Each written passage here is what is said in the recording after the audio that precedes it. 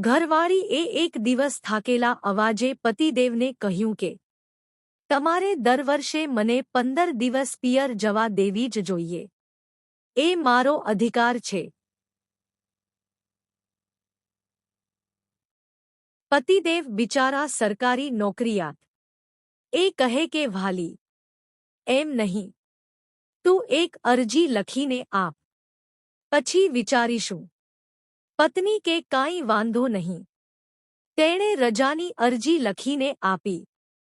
ત્રીજા દિવસે પતિએ અરજી ઉપર નોંધ કરીને લખ્યું કે તમારી લાગણી અને માંગણી બરોબર છે. તમારી 15 દિવસની રજાઓ મંજૂર કરવામાં આવે છે. પણ તમારી ગેરહાજરીમાં તમારો ચાર્જ કોને સોંપવામાં આવે તેની વ્યવસ્થા કરીને જથ્થો આજ સુધી. બીજી વાર રજાની અરજી ક્યારે આવી નથી. ઓલો બિચારો રાત્રે થાકી પાકીને ઘેર આવે, હાથે મેગી બનાવીને બ્રેડ સાથે ખાઈ લે. અને પછી ગલગોટા જેવો તૈયાર થઈને ભાઈબંધો સાથે ફરવા જાય અને સ્ટેટસ મૂકે, મિસ યુ જાન. Home is not home without you. અને ઓલી પિયરમાં મમ્મી, પપ્પા, ભાઈ, ભાભી, ભત્રીજા, બેન, ભાણેજડા સાથે સાથે ટેસડા કરતી કરતી કોમેન્ટ કરે, મિસિંગ યુ ટુ માય હબ્બી. બસ આ બધી મિશ્ર લાગણીનો સરવાળો એટલે મે મહિનો. બાપુ ગાંઠિયા ખાઈને બહાર નીકળ્યા અને જોયું તો એનું સ્કૂટર ચોરાઈ ગયું.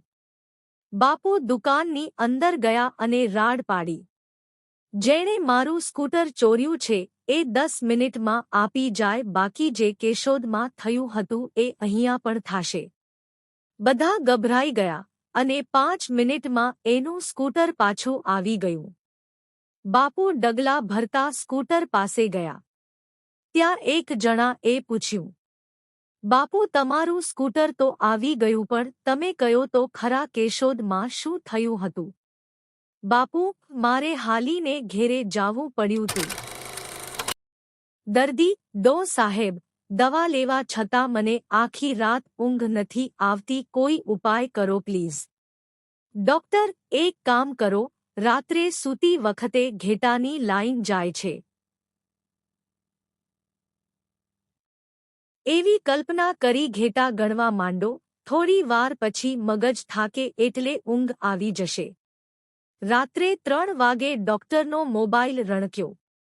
ડોક્ટરે ભરૂંગમાંથી જાગીને ફોન ઉપાડ્યો. દર્દી સાહેબ, અત્યાર સુધીમાં 95,337 ઘેટા ગણ્યા. ક્યાં સુધી ગણું? ડોક્ટર, હવે રહેવા દો.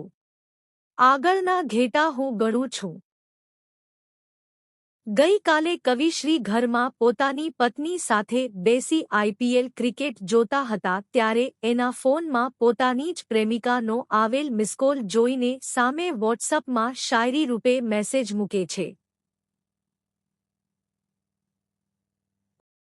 હવાની લહેર બનીને મારી તું બારી ના ખખડાવ, હું બંધ બારણે વાવાઝોડું સાચવીને બેઠો છું.